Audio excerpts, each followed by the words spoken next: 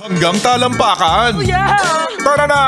At makipag-ututang dila kay Laika Barista!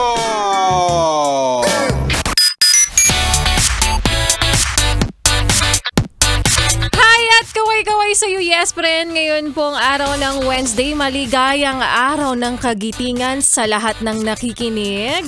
Oo.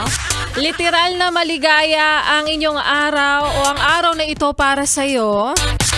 Kasi nga, nagbabakasyon kayo. 'Di ba? Kung ako yung Pilipino at Amerikanong sundalo noon, hindi ko kayo ililigtas. Bakit kamo? Ano? Nakikipaglaban ako sa mga Hapon tapos kayo nagbakasyon? Kakaloka. Charot. Hindi. Gusto ko lang naman sabihin, huwag na tayo magtrabaho, please. Diba? Pag ganito, dapat nahihiya na lang tayo. Nahihiya na lang tayo para dun sa mga sundalong Pilipino na nagbuwis ng buhay noon. Diba? Dapat nating inaalala ang katapatang ginawa nila para sa bayan.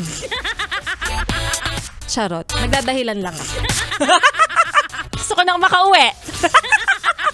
Maayong hapong muli sa mga maot at gwapa na yes friend natin. Kasama nyo ng kakakwentuhan, kachismisan at kaututang dila. Ngayon pong araw ng kagitingan, DJ Laika Barista ang yung napapakinggan. Hindi tayo recorded. Pumasok tayo. Bakit kamo? Kailangan natin ng pera. Totoo naman. Which is true naman. Oh. Kaya para sa iyo, yes, pre, na nasa bahay ngayon, nasa kalsada, nasa galaan. Ano, idire-diretso na ba natin yan hanggang Holy Week? Ibang klase. Aba, maraming naipong vacation leave. Ang galing.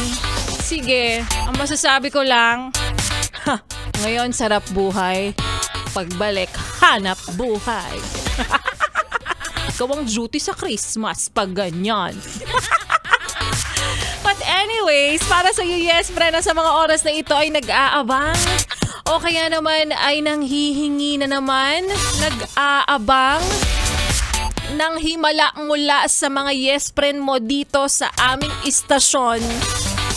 Well, gusto ko lang sabihin sa'yo na makinig ka kasi araw-araw para manalo ko ng 500 pesos para po sa ating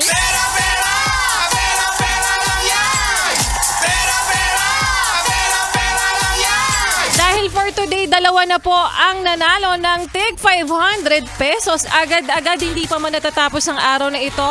1,000 piso na kagad ang aming pinakawalan. Rico Panyero sa programa niya kanina, nanalo si Sir Tyrone James Manuel. And sa programa naman ni Maria Morena kanina, congratulations sa'yo, Carmelio Galliano. Ayan. At para sa yes friend na nakikinigin, wala pong halong ito, kaetsosan dahil 500 pesos each po ang pwedeng mapanalunan. Oo, tulad mo na nakikinig ngayon, sa paanong paraan ba yan, Laika Barista? Basta araw-araw ka lang makinig sa mga programa ng DJs ng 101.1 Yes FM at abangan mo sa kung paanong paraan din namin ipinamimigay ang papremyong ito. Ang galante namin. I know, right? Small thing. Kasi syempre, pasasalamat namin yun, yes, friend, sa inyo for making us consistent number 2 in Metro and Mega Manila sa Kantar Radio Survey. Maraming salamat mo. Hindi matatapos ang pamimigay namin ng entertainment, kasiyahan at papremyo para lamang sa inyo. Dahil pasasalamat namin yun sa inyo. Tuloy-tuloy lang natin ha, para hindi mababawasan yung 500. At para sa iyo, yes, pre, nakikinig sa mga oras na ito, wag mo nang ilipat ang iyong stasyon. Dahil yayayain lang naman kita. Gusto kitang yayain na baka naman gusto mong manood ng sine. Oo, baka naman may time ka dyan.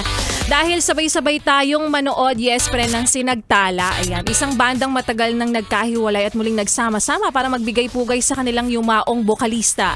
Nalihim na umano o umalis sa grupo nang malaman na siya ay may cancer. Dahil sa kanyang pananampalataya at aral na iniwan, nakahanap ang grupo ng paghilom, pag-asa at lakas upang ayusin ang kani-kanyang buhay. Pag pinagbibidahan nito ni River Cruz, Rian Ramos, R.C. Munoz, Matt Lozano, and Glyza De Castro, ang pelikulang ito ay magpapaalala sa atin kung paano kayo mabubuklod o paano kaya mabubuklod ng musika.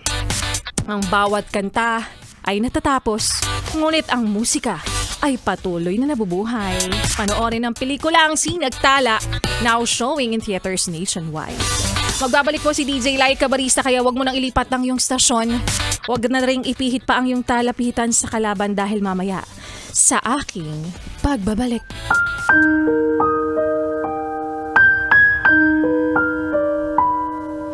Jowang-jowa na ako. Yan na panigurado ang masasabi mo kapag alam mong malapit nang mawala ang edad mo sa kalendaryo.